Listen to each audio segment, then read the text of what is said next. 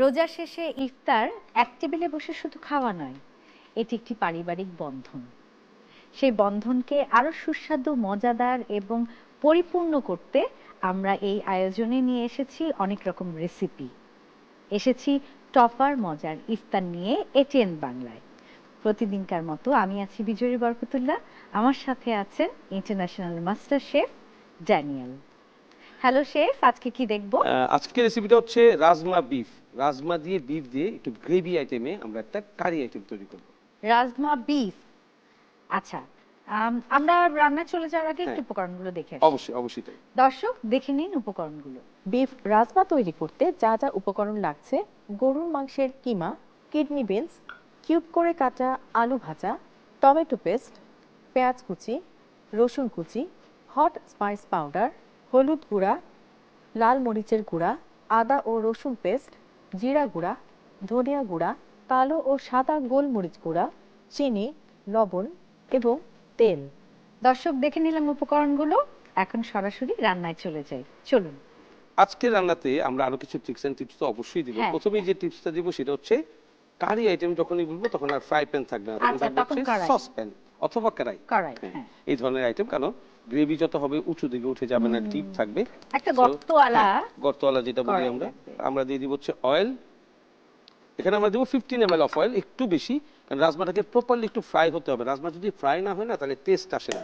আচ্ছা, আমাদের সবগুলো জিনিস আমরা আমরা আসলে অয়েলের সাথে একটু বাটার একটু দিলাম butter দিচ্ছি। এবং স্লো হিটে। স্লো হিটে ফ্লেভারটা আসবে। Flavorটা আসবে। বাটার, ক্রিম, মিল্ক যখনই আমরা চুলায় রান্না করব অনেক সাবধানতা অবলম্বন করে, ওটার ফুড গ্রেড যেন নষ্ট না হয় ওভার হিটে, এটা খুবই আর ইম্পর্টেন্ট। প্রোটিন বেশি হ্যাঁ। তাপ দিলে নিচে লেগে নিচে যায়। লেগে যাবে। আমরা এখন এখানে দিয়ে দিব হচ্ছে প্রথমেই chop garlic. Garlic, chop garlic 1 tablespoon দিয়ে দিলাম। নাইসলি এটাকে মিক্স করব। এখন গোল্ডেন ব্রাউন একটা কালার চলে আসবে। খুব সুন্দর, এই গন্ধটা যে কি ভালো লাগে।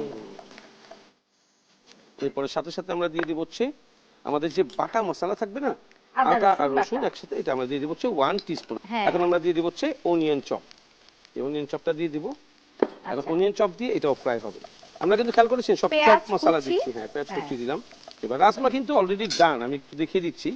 রাজমাটা হাতে নিয়ে এটা যদি প্রেস করি এটা গলে যাবে, আচ্ছা, কারণ এটা ওভারনাইট সোক করে ওভারনাইট সোক করে তারপরে সেদ্ধ করে করতে নেওয়া হয়। হয়েছে। রাজমা, এটার মধ্যে কি ছোলা কোনো সব একই।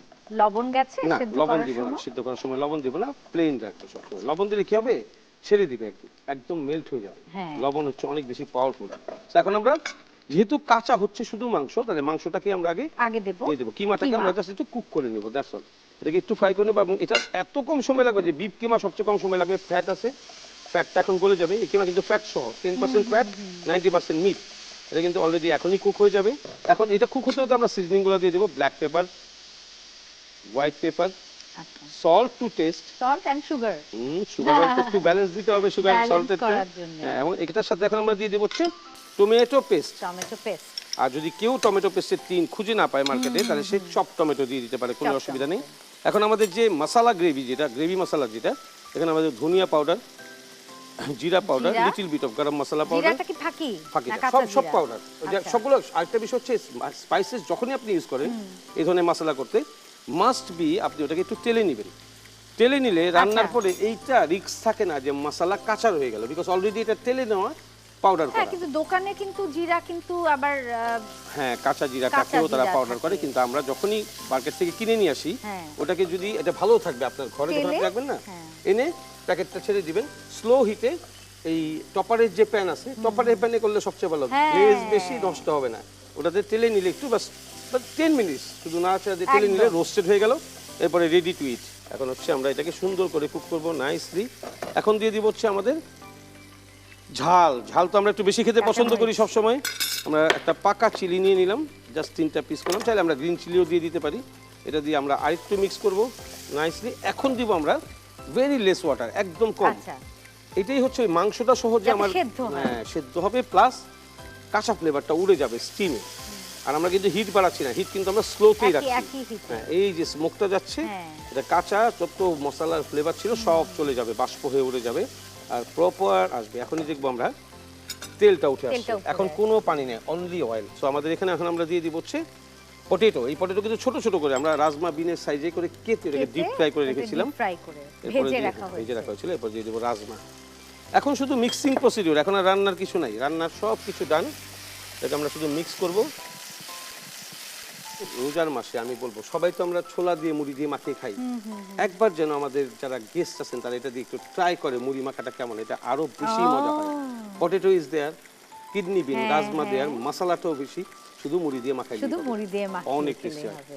এটার জন্য আমাদের এখন 3 থেকে 4 মিনিট সময় লাগবে। আমরা হিটটাকে আচ্ছা। একটু স্লো করে দিব, একটু তার আগে আমি একটু একটু ব্রেক ব্রেক নিয়ে নিয়ে আসতে আসতে হবে। চাচ্ছি। right? দর্শক, চলছে রান্না, একটু বিরতি নিয়ে ফিরে আসছি এক্ষুনি, কোথাও যাবেন না, সঙ্গে থাকুন।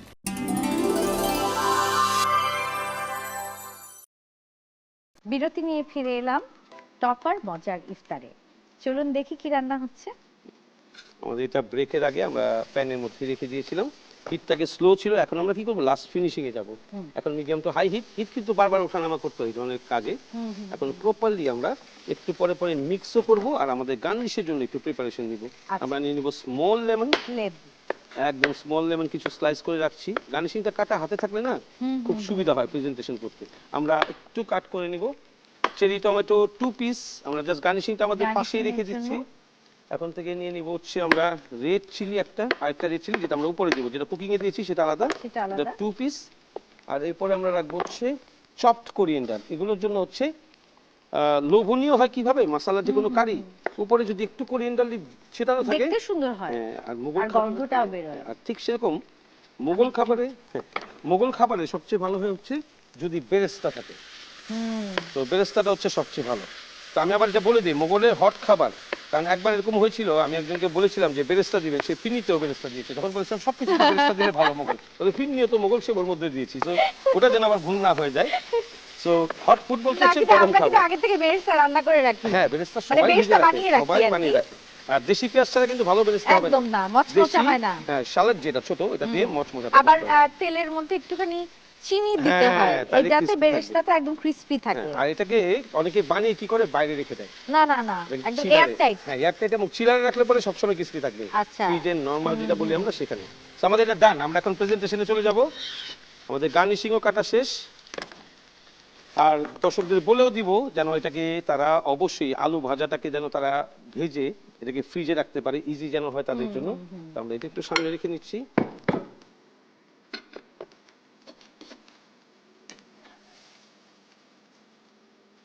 সাদা সিরামিকের ভিতরে যখন আমরা যে কোনো কালারফুল মশলা আইটেমকে সার্ভ করি তখন আরো ফুটে আরো ওঠে। বেশি ফুটে ওঠে।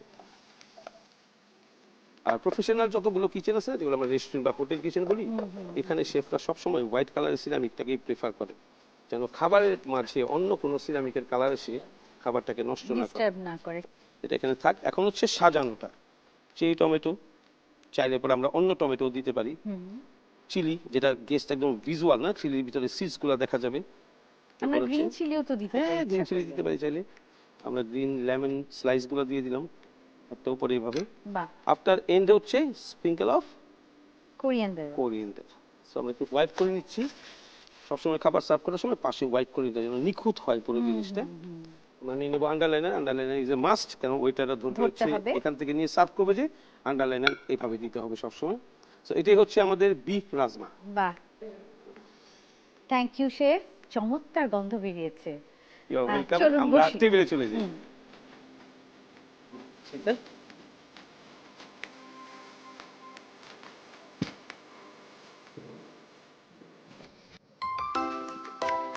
ধন্যবাদ শেফ।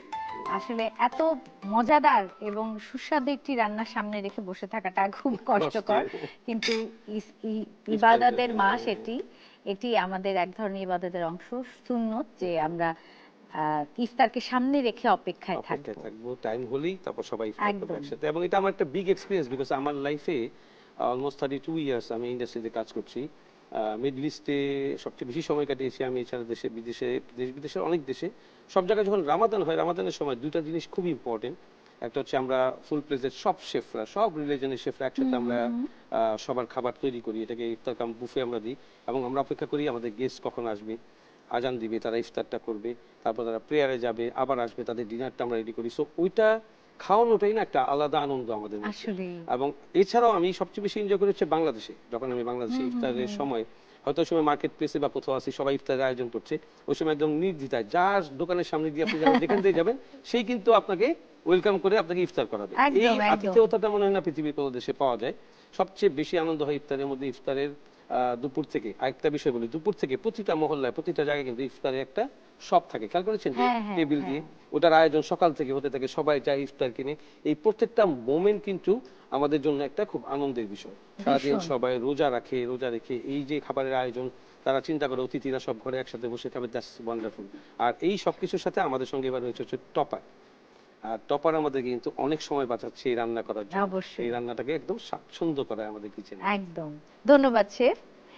ইফতার টেবিল হলো সম্পর্কের এমন একটা জায়গা, সে সম্পর্কগুলো বন্ধনে আবদ্ধ করে, শক্ত করে এবং সমুন্নত রাখে।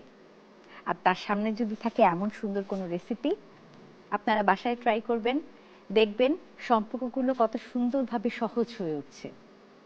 আজ এ পর্যন্তই। আগামীকাল আবার আসবো একই চ্যানেলে একই সময়ে টপার মজার ইফতার নিয়ে। সে পর্যন্ত ভালো থাকুন, সুস্থ থাকুন। এটিএন বাংলার সাথেই থাকুন।